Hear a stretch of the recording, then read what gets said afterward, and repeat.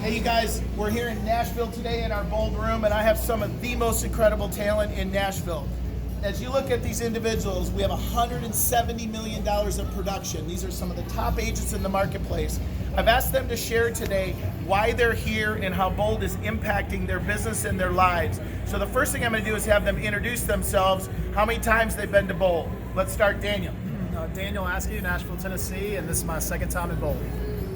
Candace Campbell, Nashville, Tennessee, and this is my second time in Bold.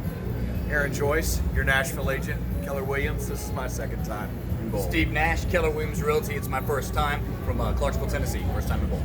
I'm Ken Adams with the Ken Adams team out of Clarksville, Tennessee, and I'm 6 times Bold. So thank you guys. So one of the things I want to ask you to start with is what are you experiencing in the new Bold 2.0? And really what I want you to think about is the folks that are going to be watching this, many agents go, I don't need Bold, I don't have the time for Bold, I'm too busy, I'm a top producing agent, what can Bold do for me? So what would you share with them as part of that question? Ken, let's start with you. You've been the most amount of times. You know, I just believe that Bold can change your entire outlook. It actually challenges you, and what doesn't challenge you doesn't change you. So I accept Bold as a challenge each and every time I do it. Steve, you're one of the top agents in the marketplace, and you had never been to Bold before. You're right, it's the number one agent. And number one agent in the marketplace, and you've never been to Bold before. And I hear many times in my travels, I don't need Bold. I'm the number one agent. I'm good. And yet you and I had a conversation before you came into the room, and now that you're in the room, what would you share about your experience in Bold?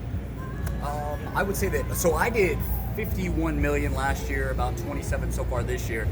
And when you're doing that level of production, you think, well, I must be great. And what you're not understanding is you know what your side in a small piece. When you come into this environment with a very open mind to do it, you realize there's many, many things that you could be doing better, or you're introduced to some new ideas that you didn't think to do at all. What I loved is that everyone is equal. So they could care less your production volume, what you've done. It's a matter of you're all equal here on an even playing field, and that's been very helpful for me to just the amount of knowledge that I've learned here. It's been fabulous. So Steve, what I really hear you saying, and I'm going to say it as respectfully as I can, is we're all human beings, and sometimes the ego gets in the way of, if I'm a top producing agent, I don't need anything, I'm good. And yet the fact is we're all human beings, we all have opportunities to grow. Absolutely. I really saw that there was deficiencies and things that I needed to address and improve on. And that was great to see, yeah, I could do that better. I'm happy to admit it. Love it. Aaron? Often when we're asked, as a new agent, what's the one thing I need to focus on? I always say consistent focus on the basics. And Bold is a consistent focus on the basics for me, in that it's bringing me back into reality. The key pieces I forget over time. Having taken it the second time, I'm all in, and I can say I've learned something new every week. And you shared today during our session about how you totally revamped the mindset around your team and how you look at a productivity-specific environment. Share just a little bit on that. Well, I think creating a culture of productivity starts with a team operating for a singular goal.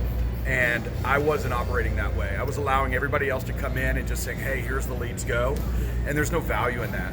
The value is in providing a stable platform for others to succeed through a direction over time and repetitive basic focus. So it's totally changed the dynamics and the energy on the team. In the last 45 days, we've completely shifted our business, and we're all in to focus more on listings, where we've been doing fantastic business with buyers, but with 2 kids, a wife, and trying to have a life, it's just not sustainable. Absolutely. Candace, what would you say? I think Bold this time has been about getting back to what works. I think we're all prone to chase shiny objects, and I've realized more now about your business having purpose and relaying that purpose to people, and really doing what works at a high level, or what we know has worked in the past and has worked for 5 years, is really what we have to get, and we have to get ourselves back into the business. And I think that when we start hitting those ceilings, it's because we've stepped out too soon or thought that we could replace ourselves with somebody else. And it's just really important for us to continue to educate ourselves so that we can be good leaders And with the market changing like it is, when my team leader asked me to do this, I thought that's what I owed my team and my office. And so one of the things that you said, Candace, was the systems. And in Bold 2.0, the systems, ladies and gentlemen, are the things that are going to allow us to break through the ceiling. It's that entrepreneurial ceiling, and without systems and models and strategic options, which is the sandwich meat between the slices of focus and accountability on the E2P, we won't ever break through those ceilings. Daniel, what would you share about your experience so far? So the energy's been amazing, and it's been fantastic just getting to have the community around the top leaders in our company locally. And I'm here lead generating for leadership. And what I mean by that is I am the lid of my organization. And as the leader, it's my job to help people learn how to think so that they can get what they want when they want it. And so I'm here learning how to be a better coach and raising my leadership lid so that others around me can hit their goals. So, ladies and gentlemen, I just want to ask you one final question. A bunch of people are going to see this video, top producers, brand new agents, and everyone in between. What would you share with them about maybe inspiring them, motivating them, influencing them to get on the Bold bandwagon in our launches in October and August of this year? What would you say as one final thought? Who wants to start? Take it, Ken. One of the coolest things about Bold now is the implementation of the database and never-ending referrals and the scripts, the ability to make new contacts through text messaging, Facebook, social media mediums. So it gives you more opportunities, and there's more scripts in this Bold to just help you grow your business, help your teams grow your business. It's just all way better. It's completely different. Well, and Gary's talked about if we don't put a moat around our database, we pretty much don't have anything else. So database is one of those things that we bring through every session of Bold so that we can focus on that database. And frankly, what we realize is if we just focus on the database, most everything else we do, we wouldn't need to do. So that's a great aha. That's true. And just one more thing Yeah. on that is, if you're not in your database, someone else is. Say that again. If you're not in your database, someone else is. And just in Bold in the past 3 weeks, guys, I have literally converted 7 deals, 7 people out of my database into profitability for me. So that's a huge return. Yeah, I love it. Steve, what would you say as a final thought? Mine would be the motivation, the excitement. So I actually went the first day, and then after the first day, I asked, can I send my entire team? And I got everyone here, and we had a weekend from a Friday to a Sunday in a 48-hour period. We did 12 deals because the team was excited. They were invigorated.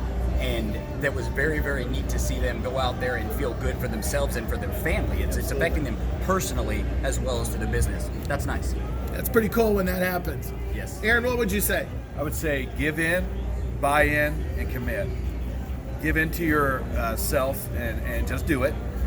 Buy in and do everything 100%, and then commit to the results, and you'll see exactly what you were supposed to get out of it.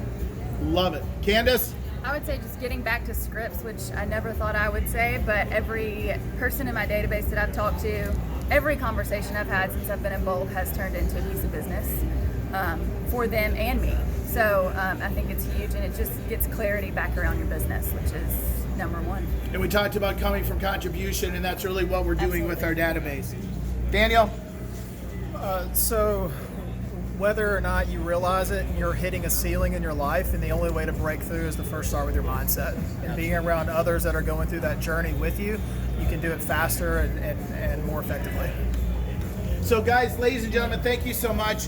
What I would share with you if you're watching this is we have over 60 Bolds going on in the country starting in August, and we'll have nearly 150 in October. So if you're not on the Bold bandwagon, then you must have a better plan. And if you do, please call me because I want to hear about it. We're Bold. Guys, take care. Have a great day.